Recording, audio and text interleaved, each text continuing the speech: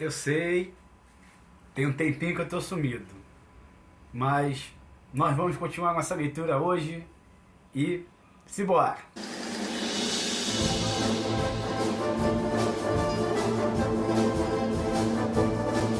Olá, sejam todos muito bem-vindos a mais um vídeo no meu canal e nós vamos continuar então nesse vídeo a nossa leitura do livro Pai Rico, Pai Pobre. Caso você tenha este livro, te convido a ler comigo. Caso você não tenha a possibilidade de comprar no momento, peço a sua atenção à leitura para que você possa aprender com as informações deste livro. E caso você tenha a singela preguiça de ler livro, que você também me preste a sua atenção e vamos para a leitura. Finalmente, estamos no capítulo 2 do livro, página 63. Sem perder muito tempo, vamos começar. Capítulo 2, lição 2. Por que possibilitar a proficiência financeira? Não importa quanto dinheiro você faz, mas quanto conserva. E o autor começa. Em 1990, Mike assumiu o império do seu pai e está fazendo, de fato, um trabalho melhor do que o dele. Encontramos-nos 1 ou 2 vezes ao ano, no campo de golfe. Ele e sua mulher são muito mais ricos do que você possa imaginar. O império do pai rico está em excelentes mãos, e Mike está agora preparando seu filho para ocupar seu lugar, tal como seu pai nos preparou. Em 94, me aposentei. Eu estava com 47 anos, e minha mulher, Kim, com 37. A aposentadoria não significa deixar de trabalhar. Para minha mulher e para mim, quer dizer que, se não houver mudanças cataclísmicas inesperadas, podemos trabalhar ou não. E nossa riqueza continuará aumentando automaticamente, ficando bem à frente da inflação. Acho que isso representa liberdade. Nossos ativos são suficientemente grandes para crescer por si próprios. É como plantar uma árvore. Você a rega durante anos e então um dia ela não precisa mais disso. Suas raízes são suficientemente profundas. Então a árvore lhe proporciona sombra ao seu bel prazer. Mike optou por dirigir seu império e eu por me aposentar. Sempre que faço palestras, as pessoas perguntam o que lhes aconselho ou o que deveriam fazer. Como começar? Há algum bom livro que possa recomendar? O que deveria fazer para preparar meus filhos? Qual é o segredo do sucesso? Como ganho milhões? A cada vez que ouço essa questão, lembro-me da seguinte história. Um homem de negócio mais rico. E o autor começa a explanar. Em 1923, um grupo dos nossos maiores e mais ricos líderes do mundo dos negócios participou de um encontro no hotel Edgar Worth Beach, em Chicago. Entre eles estavam Charles Schwab, presidente da maior siderúrgica independente, Samuel Insull, presidente da maior empresa de energia elétrica, Howard Robson, presidente da maior empresa fornecedora de gás, e Var Kreuger, presidente da International Metco, uma das maiores empresas da época. Leon Fraser, presidente do Banco de Compensações Internacionais, o BIS, Richard Whitney, presidente da Bolsa de Valores de Nova York, Arthur Cotton e Jesse Livermore, 2 dos maiores especuladores de ações, e Albert Fall, um membro do gabinete do presidente Harding. E 25 anos depois, 9 deles terminaram da seguinte forma. Schwab morreu sem um centavo, depois de viver 5 anos à custa de empréstimos. Insull morreu falido em um país estrangeiro. Kreuger e Cotton também morreram falidos. Robson ficou louco. Whitney e Albert Fall tinham acabado de sair da cadeia e Fraser e Livermore cometeram suicídio. Duvido que alguém possa dizer o que realmente aconteceu com esses homens. Se olhar a data da reunião, em 1923, foi antes da crise da Bolsa de 1929 e da Grande Depressão, o que desconfio deve ter provocado um grande impacto sobre esses homens e suas vidas. O interessante é, hoje, Vivemos em tempos de mudanças maiores e mais acelerados do que esses homens experimentaram. Suspeito que nos próximos anos haverá auges e quedas como os enfrentados por eles. Estou muito preocupado com o fato de que as pessoas se preocupam excessivamente com o dinheiro e não com a sua maior riqueza, a educação. Se as pessoas estiverem preparadas para ser flexíveis, mantiverem suas mentes abertas e aprenderem, se tornarão cada vez mais ricas durante essas mudanças. Se pensarem que o dinheiro resolverá seus problemas, receio que terão dias difíceis. A inteligência resolve problemas e gera dinheiro. Dinheiro sem inteligência financeira desaparece depressa. A maioria das pessoas não percebe que na vida não importa quanto dinheiro você faz, mas quanto conserva. Todos ouvimos histórias de ganhadores de prêmios na loteria que eram pobres, enriqueceram subitamente e voltaram a ser pobres. Ganham milhões e logo voltam à estaca zero. Ou histórias de atletas profissionais que aos 24 anos ganham milhões de dólares ao ano e que aos 34, apenas 10 anos depois, estão dormindo embaixo da ponte. Eu me lembro da história de um jovem jogador de basquete que há um ano ganhou milhões. Hoje, com apenas 29 anos, ele diz que seus amigos, advogado e contador levaram seu dinheiro. E foi forçado a trabalhar lavando carros por um salário mínimo. Ele foi demitido do Lava Jato porque se recusou a tirar o seu anel de campeão enquanto lavava os carros. Sua história virou notícia em rede nacional, com ele apelando contra a rescisão, alegando dificuldades e discriminação. Argumentava que o anel era tudo o que tinha e que se fosse forçado a tirá-lo, se sentiria despedaçado.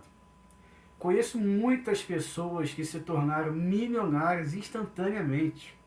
E embora fique feliz de ver as pessoas enriquecendo, só posso advertir que em longo prazo não importa muito o quanto você ganhou, mas o quanto conservou e por quantas gerações isso pode ser mantido. Assim, quando as pessoas perguntam como devo começar ou diga-me como enriquecer rapidamente, frequentemente ficam muito desapontadas com a minha resposta. Eu simplesmente lhes digo o que meu pai rico me falou quando eu era um moleque. Se quiser ficar rico, você precisa se tornar financeiramente proficiente. A ideia era martelada na minha cabeça toda vez que nos encontrávamos. Como já disse, meu pai instruído destacava a importância da leitura de livros, enquanto meu pai rico ressaltava a necessidade de ser financeiramente proficiente. Se quiser construir um Empire State Building, a primeira coisa a fazer é cavar profundamente o terreno e construir alicerces sólidos. Se for construir uma casa na periferia, tudo o que tem a fazer é assentá-la em uma laje de concreto de 15 centímetros. A maioria das pessoas, em sua ânsia de enriquecer, tenta construir um Empire State Building entre uma laje de 15 centímetros.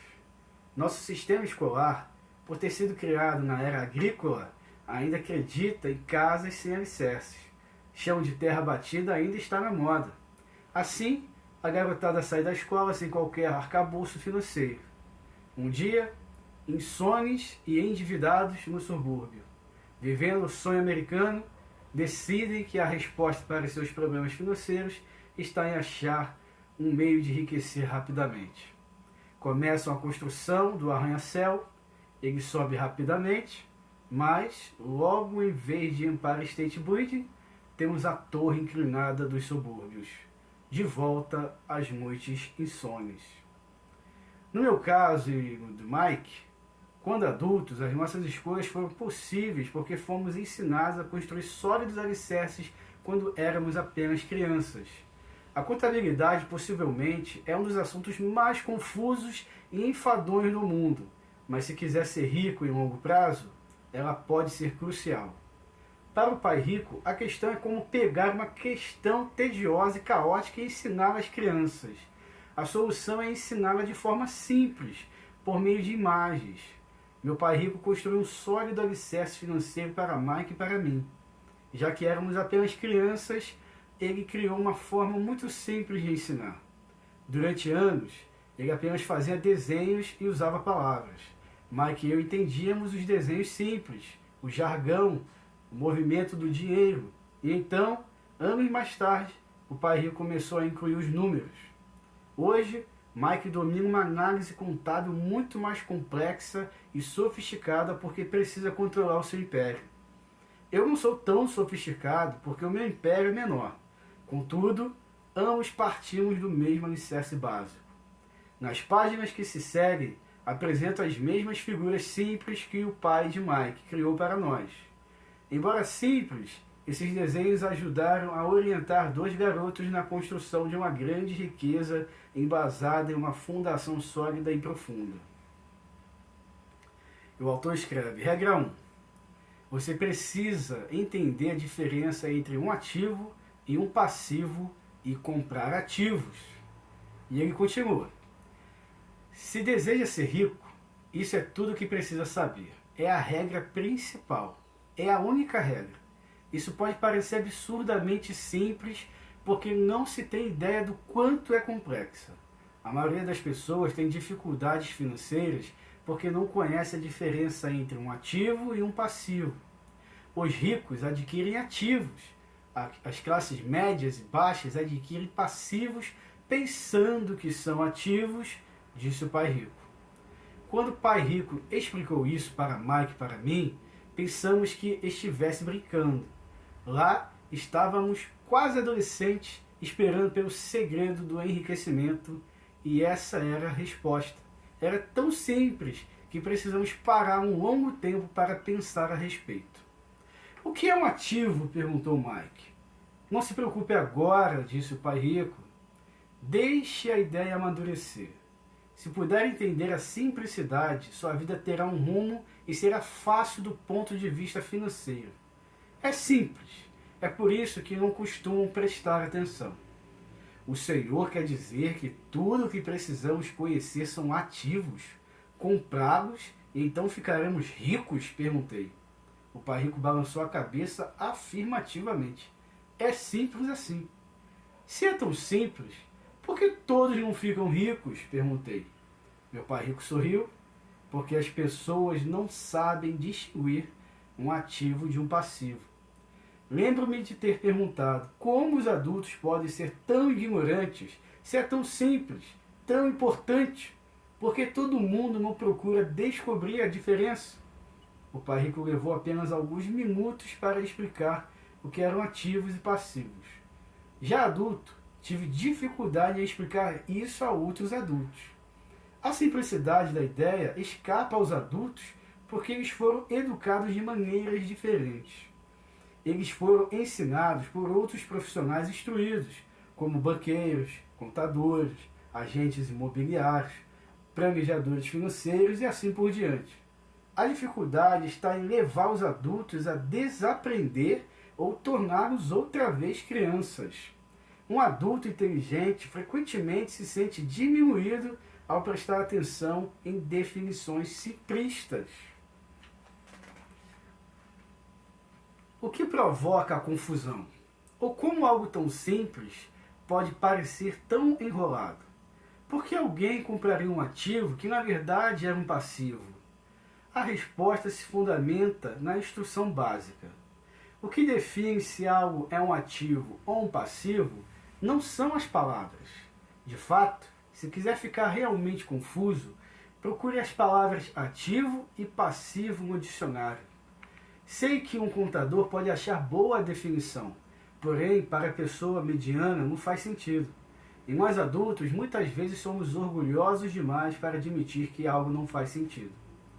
Quando éramos garotos, o pai rico falava: o que define um ativo não são as palavras, mas os números.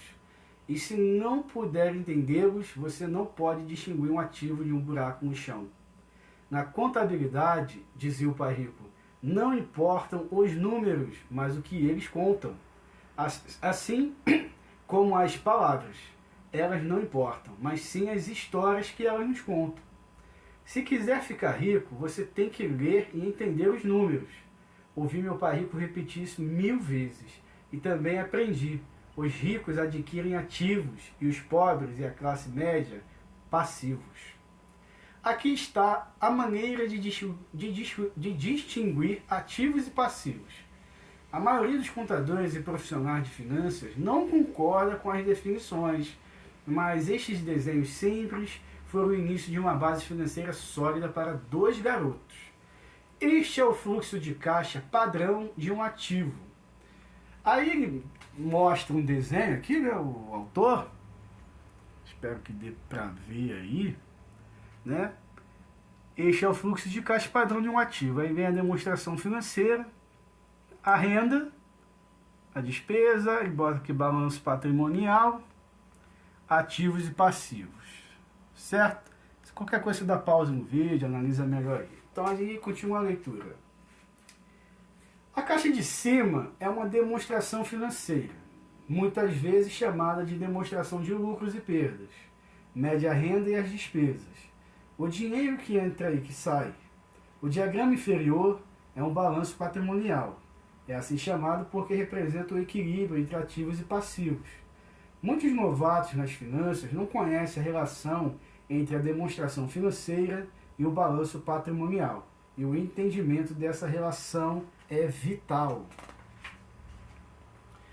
Como disse anteriormente, meu pai rico dizia para os 2 garotos que ativos põem dinheiro no seu bolso. Prático, simples e funcional. Este é o fluxo de caixa padrão de um passivo. Demonstração financeira. Aí coloca mais um desenho, né? Demonstração financeira. Este é o fluxo de caixa padrão de um passivo. Então, o seu balanço patrimonial, como ele está dizendo que o passivo tira dinheiro do seu bolso, então o passivo do seu balanço patrimonial, ele vem afetar a sua demonstração financeira na despesa, porque ele está dizendo que o passivo tira dinheiro do seu bolso. Agora que ativos e passivos foram definidos em diagramas, pode ficar mais fácil o entendimento das palavras. Um ativo coloca dinheiro no seu bolso, independentemente de eu trabalhar ou não. Um passivo o tira. Isso é o que você realmente precisa saber. Se quer ser rico, simplesmente passe sua vida comprando ativos. Se quer ser pobre ou pertencer à classe média, adquira passivos.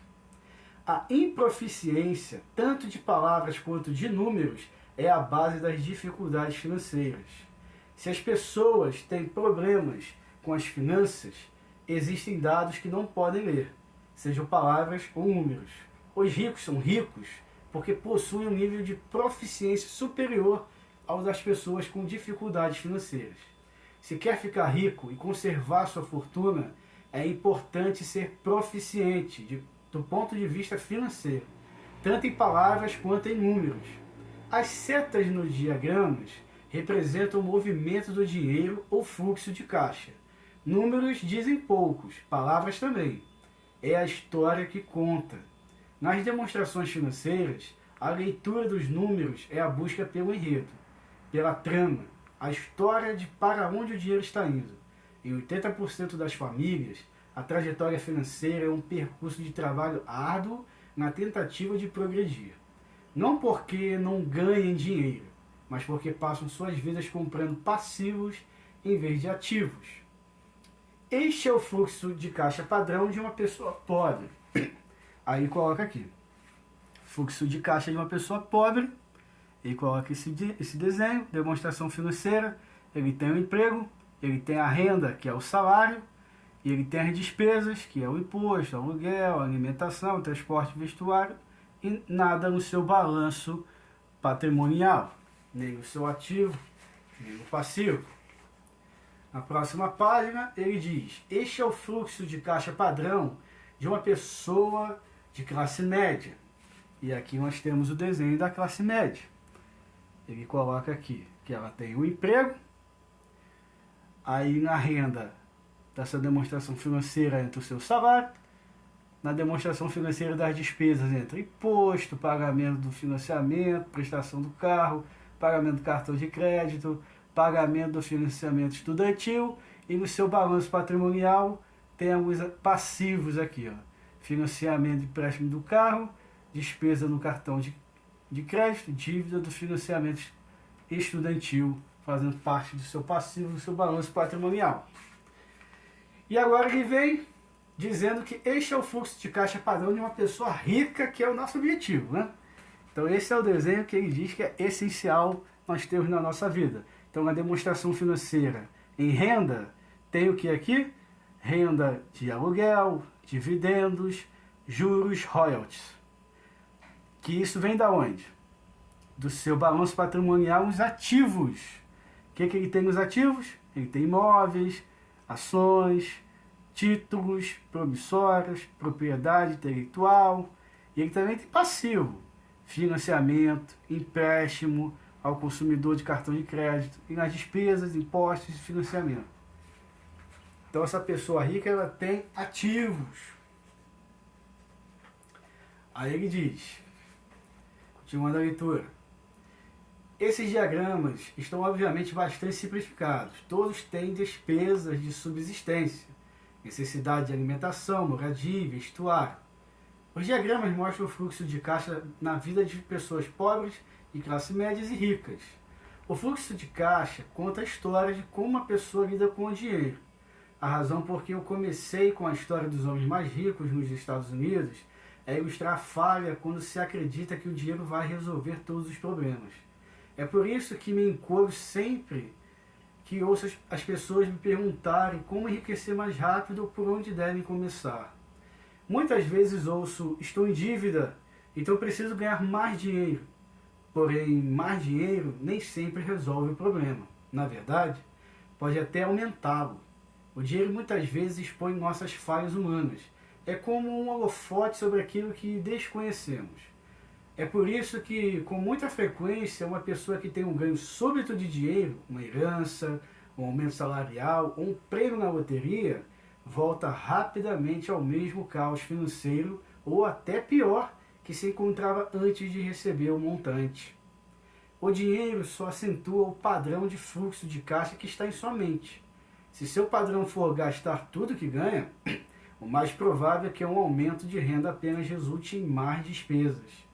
Como se diz popularmente, um tolo e seu dinheiro fazem uma grande festa. Repetir inúmeras vezes que vamos à escola para adquirir habilidades acadêmicas e profissionais, ambas muito importantes, aprendemos a ganhar dinheiro com elas. Na década de 1960, quando eu frequentava o ensino médio, se alguém fosse bem-sucedido academicamente, quase imediatamente imaginava-se que esse estudante brilhante se tornaria um médico, porque era uma grande profissão que prometia a maior recompensa financeira. Hoje, os médicos enfrentam dificuldades financeiras que eu não desejaria aos meus piores inimigos. Seguradoras controlando os negócios, cuidados de saúde administrados, intervenção governamental e processos por erro médico. Atualmente as crianças querem ser atletas famosos, estrelas de cinema e de rock. Misses ou CEOs, porque a fama, o dinheiro e o recolhimento estão nessas carreiras. Eis o motivo porque é tão difícil motivar a garotada na escola. Eles sabem que o sucesso profissional já não depende apenas do êxito acadêmico como em outros tempos. Como os estudantes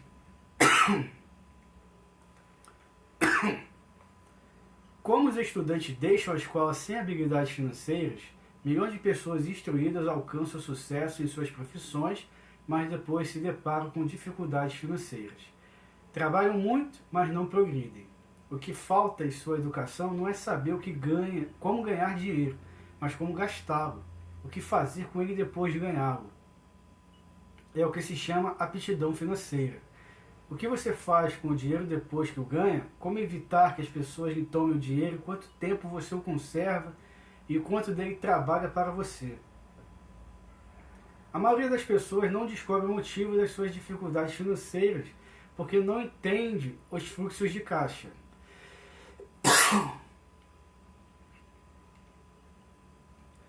Uma pessoa pode ser muito instruída, bem-sucedida profissionalmente e ser improficiente do ponto de vista financeiro. Essas pessoas muitas vezes trabalham mais do que seria necessário porque aprenderam a trabalhar arduamente, mas não a fazer o dinheiro trabalhar para elas. Então nós ficamos por aqui, o vídeo ficou muito longo, 25 minutos e tal, e paramos aqui na página 75 e voltaremos na página 75, onde tem mais um assunto aqui para completar. Você que acompanha a leitura até aqui, meu muito obrigado, continue apoiando esse canal, sigam, se inscreva, curta o vídeo, comente na área de comentários e até o próximo vídeo.